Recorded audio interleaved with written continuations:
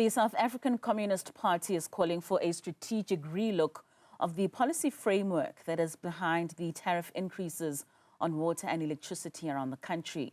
SACP's call comes in the wake of protests in Tembisa last week on the electricity surcharge, which has been temporarily now reversed. Spokesperson Mbulelo Mandlana joins me now for more. Mandlana, thank you for your time and for joining us this evening.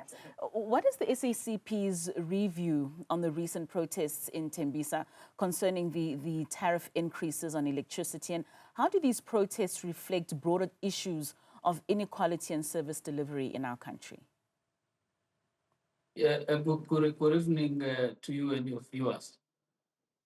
The South African Communist Party in the last 2 months held a bilateral meeting with the South African Local Government Association, SALG, and some of the issues that have come up in the protests in Tembisa came up in that meeting too.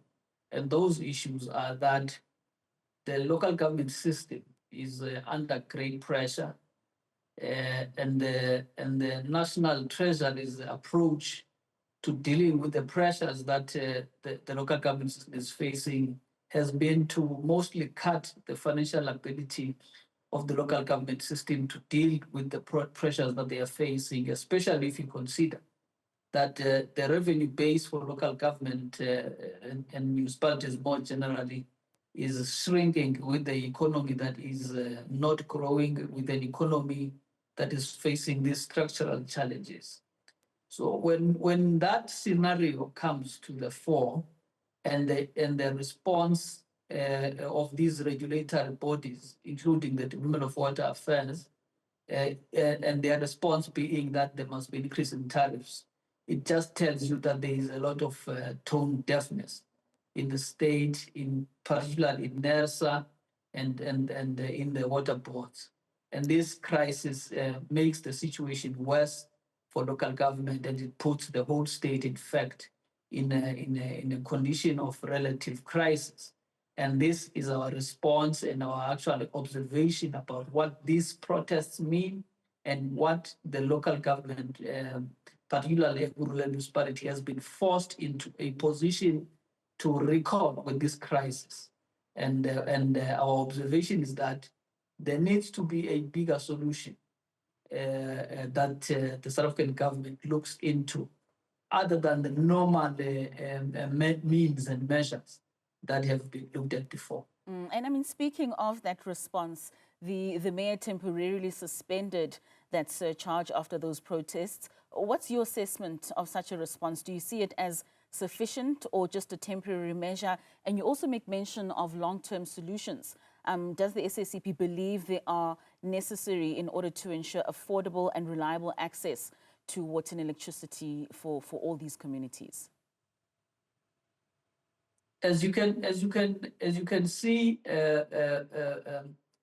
our approach really is not to prescribe in detail, but we're giving an overarching political observation that at a structural level, the system as it is does not help to solve the challenges of service delivery, does not help to solve the challenges of development, does not help to solve the challenges of transformation, which continues to be necessary despite these particular challenges. So we think, among other things, that this call we are making for a strategic overarching relook on the funding processes, on the questions of revenue generation, on the questions of regulation of the tariffs, to respond in a more comprehensive way, rather than to punish, if we can use that terminology. In fact, we choose to punish the low-end consumer, quote unquote, of the services of government, and the people in Tembisa and many other townships where the working class is, begin then in that context to carry the burden that they are neither prepared financially to carry, nor is the government ready to manage how that burden must be carried. So there's a leadership question here, but also there's a policy question. And we do think as the Communist Party if we do not do a comprehensive review of these particular policies and regulations that guide these processes, we are only going to do one thing: make the position of the citizens that are worse off economically to be even harder, because we want to balance budgets at the expense of their welfare. The SACP plans to contest in the upcoming local government elections for the very first time. What are your main priorities and policy commitments for local governance? Of course, the Communist Party is not right now presenting its public manifesto. So the answer I will give you now should not be read that the Communist Party is now presenting a public manifesto. But the Communist Party, being a communist party, our focus is to building and expanding the capacity of local government, because it is the state, in this context, the local government, that must be given a greater capability to steer the direction of development other than the dependence on private sector, which has been the case in the dominance of neoliberalism in the South African government in the medium term. It is the ability of the state to work with the communities to co-construct a single agenda through which development can be achieved. It is the strengthening of the state institutions that it will be at the center of these issues. And although it is about a thorough relook of some of the prioritization that has been done in the past, and that must also be at the center of some of the things we must reconsider as we move possibly into a different regime, as it were, politically, in how local government is managed. These are some of the things, among others, that we can look at.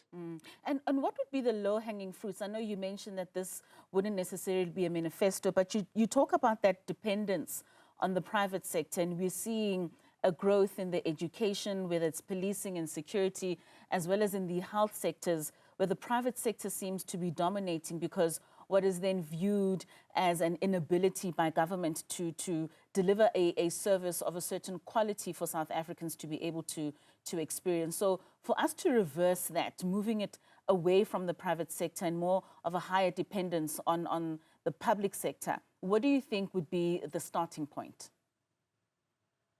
Of course, there are low-hanging fruits. The low-hanging fruits are simply stopping the privatization that a lot of government institutions have been doing.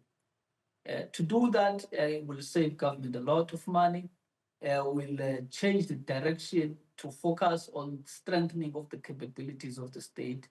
And the fact that it appears as though it is natural that the state has less capability compared to the market is a capitalist distortion. It is not an absolute truth as it is proclaimed these days. So that issue is really not just a low-hanging fruit, but an urgent necessity, because there is, contrary to other people's belief, a deliberate act by the business to increase their footing in public affairs to the exclusion of the public itself.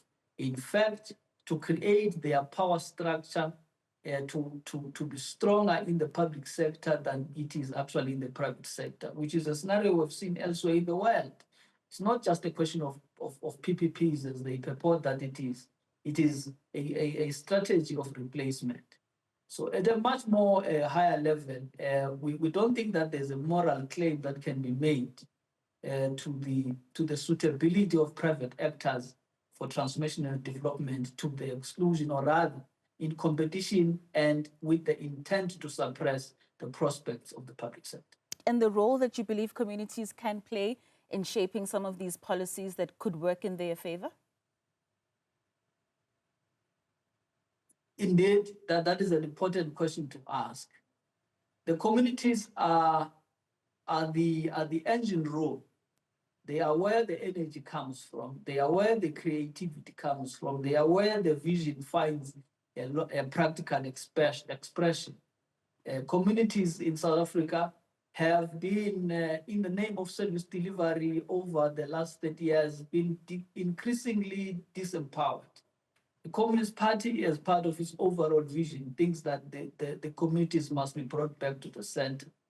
There must be a deliberate strategy to their inclusion, to their participation, to their overall empowerment, to their being put in a position where they are not just recipients, but they are also role players in the construction. In that sense, the communities are not and should not be, as capitalists sometimes would like to do, be relegated to consumers and customers. All right, Mr. Mandlana, thank you so much for your time and for joining us this evening.